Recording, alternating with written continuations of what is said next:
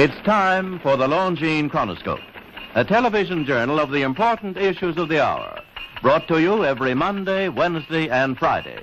A presentation of the Longines Whitnor Watch Company, maker of Longines, the world's most honored watch, and Whitnor, distinguished companion to the world-honored Longines.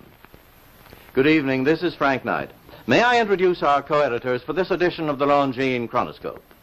Larry Lasser, CBS News correspondent, and Kenneth Crawford, National Affairs Editor of Newsweek magazine. Our very distinguished guest for this evening is Admiral Richard E. Byrd. The North Pole used to be a no-man's land, but these are the days when, by buying a ticket on a commercial airliner, you can fly across the North Pole and drink a cocktail at the same time. Yet only 60 or more years ago, about 35 years ago, our guest tonight found out whether there was any land north of the North American continent. He made that first discovery flight, and I must say that Admiral Byrd, our guest tonight, is not only our greatest living explorer, but he's been an inspiration to countless Americans. Admiral Byrd, you've been to both the North Pole and the South Pole. Is there any unexplored land left on this earth that might appeal to adventurous young Americans? Yes, there is. And not up around the North Pole, because it's getting crowded up there now, because they find out it's really usable, not only to live in, but militarily. But strangely enough, there's left in the world today an area as big as the United States that's never been seen by a human being. And that's beyond the pole on the other side of the South Pole from Middle America.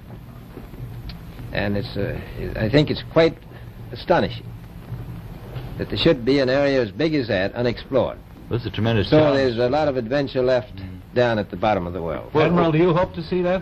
I do. Well, Admiral, Yes. would you say that since you've been to both the extremities of Earth, are these expeditions to such far-off places, are they getting easier because of modern techniques, or is danger still close at hand? Well, it's a little risky, but nothing like it used to be with the old slow planes and the small cruising radius where we had to put down bases.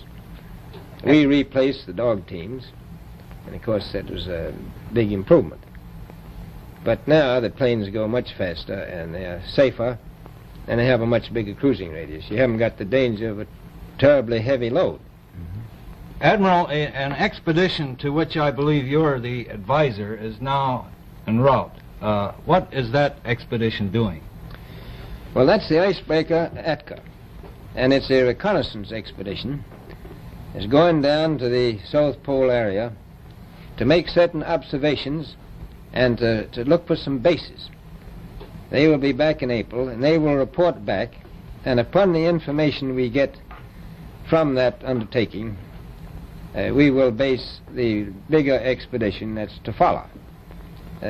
Is that very definitely planned, or is that... That is being planned right now.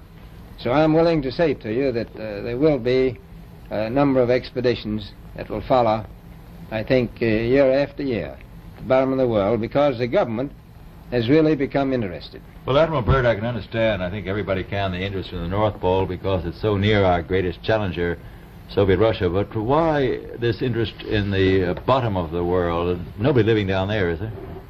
No, it's pretty cold. There's only one permanent resident, that's the emperor penguin. The little ones live further north. I tell you one reason they're interested. It's by far the most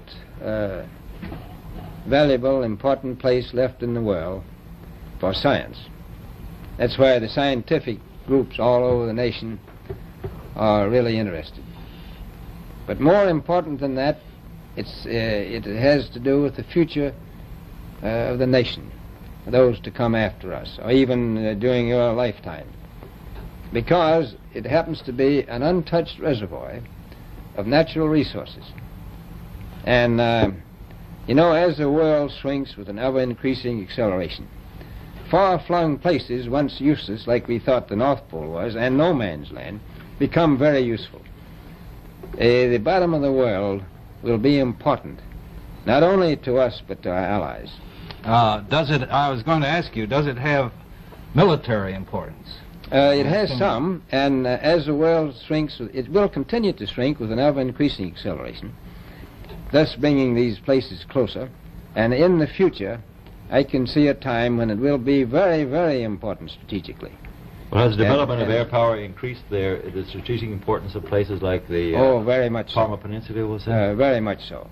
Even now, if anything happened and we lost the Panama Canal, we would have to control the islands just north of Antarctica, which are part of Antarctica, and between there and Cape Horn.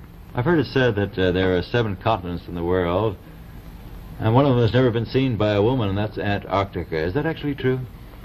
Well, if the Palma Peninsula is an island, as far as I know, that's true. No woman's ever stepped foot upon the Antarctic continent, and it's the most peaceful place in the world. Well, I'm sure that won't last very long. I understand that now that you're working with the Arnold Bread Company in charge of frozen foods. Now, is there any future for frozen foods down these frozen extremities? Well, I think the human race can be helped by that. This was thought out by Dean Arnold, who's, in my opinion, a great humanitarian. He learned that we went down there after 4 or 5 years and finished a meal that we had left there on the table when we had evacuated Little America. Everything was perfect, including the bread. So he got the idea of this frozen bread, and already he sent some to Europe, and it worked very well over there for some of the starving people. So you can store it down to the Antarctic, and against the lean years, and you wouldn't have any people in the world really starving if you did that. Yes, in the event of an atomic war... You stay there forever. Admiral, you speak of the resources of Antarctica. What are they? What are the natural resources there? Well, we've found enough of coal within 180 miles of the South Pole in a great ridge of mountains. It's not covered with snow, enough to supply the whole world for quite a while. Well, that's the coal. Now, there's evidence of many other minerals. We are pretty sure there's oil. Now, that coal shows the bottom of the world. Now, by far the coldest spot in the world. Where that coal is gets 100 below zero in the winter. Well, it was once tropical. So we think there's oil there, and there's evidence, probably uranium there. Is it any secret? Is there uranium there? That would be the only thing that would be practical to actually go after, I suppose. Everything else would be economically unfeasible, wouldn't it? Well, as we recklessly expend our resources, the time will come when we'll have to go after that stuff down there. Well, you know, I avoided what you said about uranium. I'm not sure about that. I don't want to have the world fight over the Antarctic. And Robert, is there a competition among other nations to try to get information about Antarctica and possibly to secure some of these resources? Well, yes. There are now 7 nations very much interested. Russia is interested tremendously. That I'm sure of. Australia has an expedition down there. The Argentine, the Chile, New Zealand, Britain, and so on. Now, you can understand those people down there being interested because they live down there, the New Zealanders, the Argentinians, the Chileans, and the Australians. And so we don't do much about claiming anything. Admiral, you make this sound a little crowded. Are there that many expeditions now there or en route there? Well, you know, as I said, it's the most peaceful place in the world, but I don't think it will be for long because of this intense interest on the part of other nations and this nation. Well, Admiral Byrd, are private expeditions a thing of the past? Is expedition and exploration, making expedition and exploration now purely a government function because of the tremendous cost and organization? No, I don't think so. I think down south it may be more or less a thing of the past, but not other expeditions that go there. A lot of them go north now. This latest expedition now on the way is a government expedition, I take it. Yes, that's the government. Byrd, may I ask you, is there a great difference between the top of the world and the bottom of the world? There is. Now, the North Pole is the center of an ocean 10,000 feet deep. The South Pole, the center of a plateau, 10,000 feet high. The North Polar Sea is surrounded by continents that are slightly frozen. The Antarctic continent is surrounded by a belt of ice frozen seas of at least 1,200 miles thick. Now, the south is a plateau. It gets, in some places, 14,000 feet up. I've been over areas about 13,000, and it's a little bit chilly up there. So there's that big difference between the top and bottom of the world. The north really isn't very cold up there on the Arctic Ocean. Not compared to the south. Admiral Byrd, we often hear it said that our young Americans now aren't as hardy as their forefathers. Do you think that Americans do measure up to the standards, the physical standards and morale standards of the past? I do. I don't believe that. I think they're just as hardy. Well, what would you say was the most valuable factor on an expedition? Is it morale, or physical courage, or is it sheer equipment? Well, I've always thought that loyalty was by far the most important trait.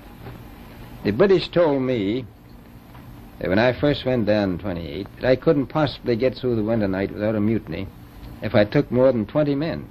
But to serve science, I had to take 42 men.